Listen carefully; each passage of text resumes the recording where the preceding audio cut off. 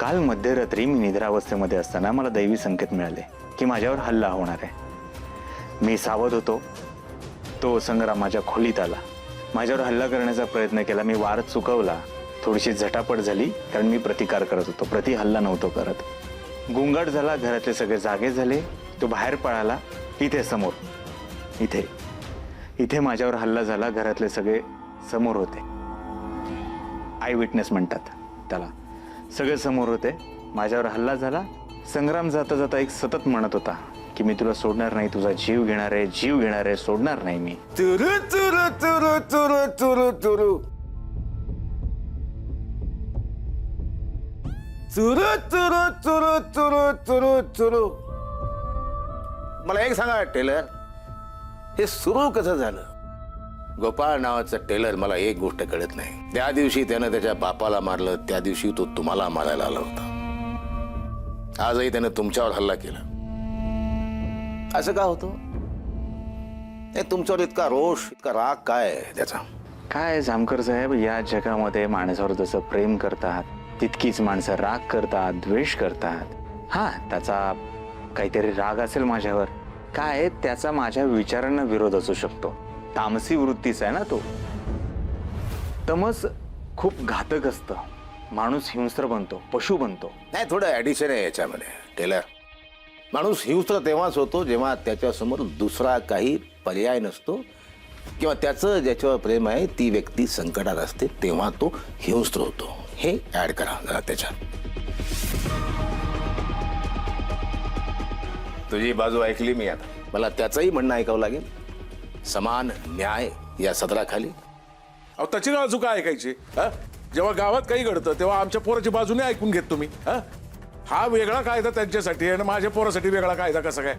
आणि त्या पोराने सावत्याच्या बापाला गोळी घातली आहे, माझ्या मुलावर जीव घेणा हल्ला केलाय, त्याला फासावर लटकावला पाहिजे। दोन बायकावले देशमुख, तुम्हीच का जज होत नाही आणि न्याय निवाडा करत? सगळं सोपं सोपं झालं असतं। दोन बायकावले देशमुख, त्याची एक प्रोसेस असते, त्यानुसार जावं लागतं, आपल्या मनावर नसतं ते। फासावर तर हा टेलर लटकणारच आहे।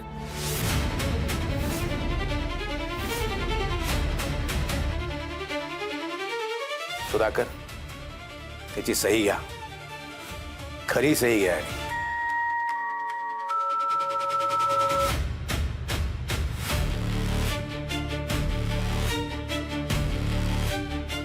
हा किती लफंग आहे आपल्या सगळ्यांना माहिती आहे। चला येतो। बोला बाय। चला बाय।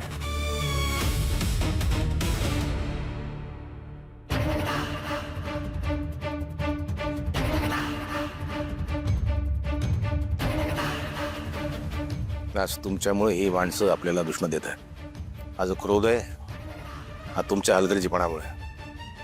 तो मुलगा जेव्हा आतमध्ये गेला, मी काय करत होतो तेव्हा? पिकनिकला दिरंगाई नकोय, लक्ष ठेवा। हो सर।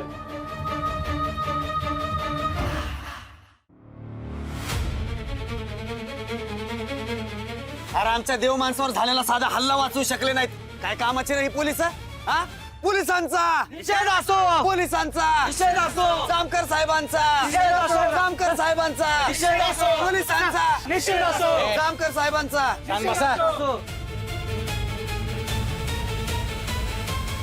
अति करू नका।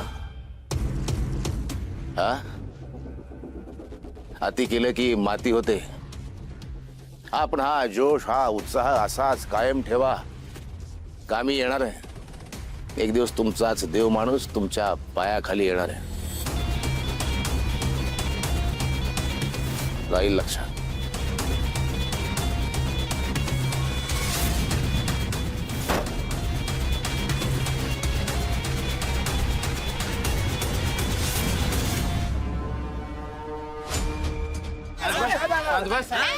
काय गोंधळ चाललाय? थांबा। नाही म्हणजे तुम्ही जर असं रागवलात ना तर बाबांना पण नाही आवडणार। आणि हो, बाबा आता दर्शनासाठी सज्ज झाले, तर एकेकाने लाईनीत आणि शिस्तीत दर्शन घ्यायचं। कुणी पण गोंधळ घालायचा नाही, लक्षात ठेवा। चला या आणि लाईनीत या।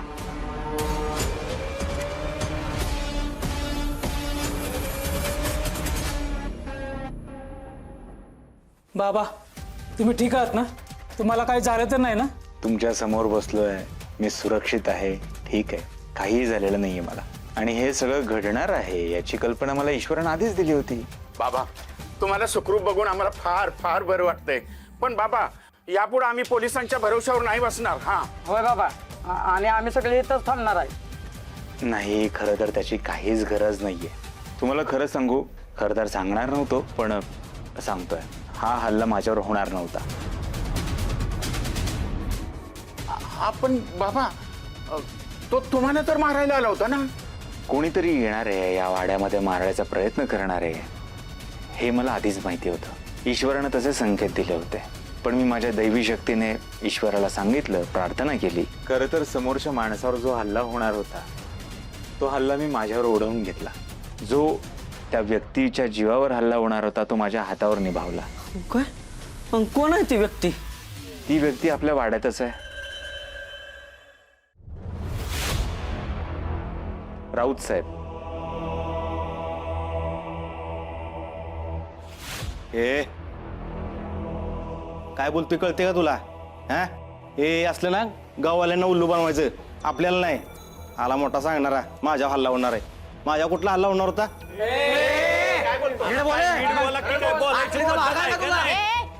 शांत बसा. शांत व्हा, सांगतो. विश्वास बसणार नाही, पण जो तुमच्यावर हल्ला होणार आहे तो मी माझ्यावर ओढून घेतला.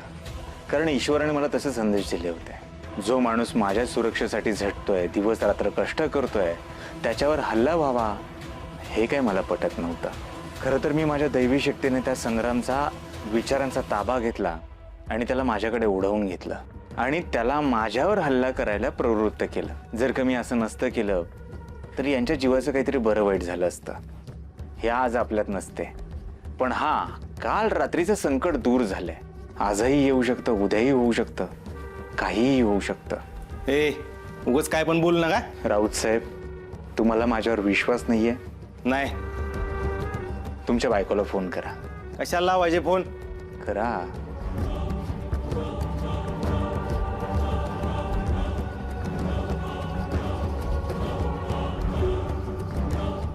अहो तुम्ही बरं तर आहे ना? हो मी सुखरूप आहे. काय झालं? मला काल रात्री एक फोन आला होता. तो म्हणत होता की तो तुम्हाला मारून टाकणार आहे. हो हो मी ठीक आहे. तुला नंतर फोन करतो मी. ठेव. बरं बरं ठीक आहे. मिसेस राऊत, तुमच्या नवऱ्याला नीट समजून सांगा. त्याने बऱ्याच वाळूच्या ट्रक पकडल्यात माझ्या. आजची रात्र त्याची शेवटची रात्र.